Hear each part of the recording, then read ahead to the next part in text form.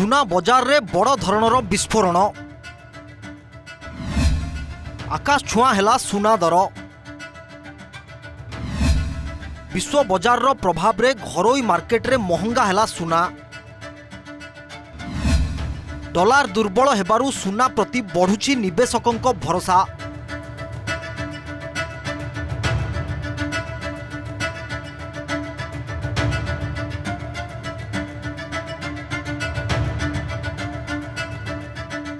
जदि आपण सुना किणिबाकू चाहुछंती तेबे एही खबर आपणक पई अत्यंत गुरुत्वपूर्ण।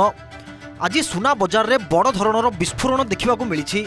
विश्व बजार रो प्रभाव रे घरोई मार्केट रे मध्य सुना दर आकाश छुआ होईछि। तेबे आसंतु नजर पकाइबा आज सुना दर केते रहिछि। आज 1 ग्राम 24 क्यारेट सुनार मूल्य 14,493 टंका रहिछि। अर्थात 10 ग्राम बा भरी पिछा यह 1,44,930 टंका रे पहुंची। सेहीपरि गहना तैयारी पाई व्यवहृत हेउथिबा 22 क्यारेट सुना 1 ग्राम को 13,285 टंका रहिछि। 10 ग्राम पाई आपनकू 1,32,850 टंका खर्च करबाकू पड़िबो। आज 18 क्यारेट सुनार दर 1 ग्राम प्रति 10,870 टंका एवं 10 ग्राम पाई 1,08,700 टंका रहिछि। तेबे प्रश्न उठुछि सुना दर हठात एते काहींकी बढ़िला। यह पछरे कौन किछि बड़ अंतर्जातीय कारण रहिछि कि चलंतु जानिबा संपूर्ण रिपोर्ट।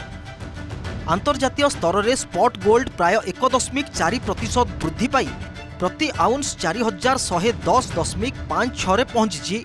अमेरिका एवं ईरान मध्यरे उत्तेजना कमिबा आशा करा जाउथबारु विश्व बजार रे अशोधित तेल दर ह्रास पाइछि।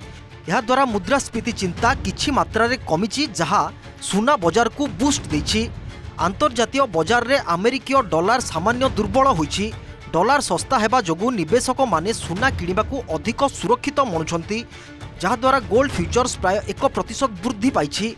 विशेषज्ञों मतरे विश्व बजार रे चलीथिबा एही हलचल जोगु आगकू सुना दर आहुरी बढ़ी पारे। तेणु जदि आपण विवाह किंबा कोनोसी पर्वपर्वाणी पाई सुना किणिबाकू प्लान करूछंती तेबे स्थानीय बजार रे मेकिंग चार्ज एवं जीएसटी विषय रे भलो भाबे बुझी नियंतु। सुना बजार रो प्रतिटी छोट बड़ अपडेट सबुठु प्रथमे पाइबा पाई एबे ही सब्सक्राइब करंतु OTV digital. Bureau report OTV digital.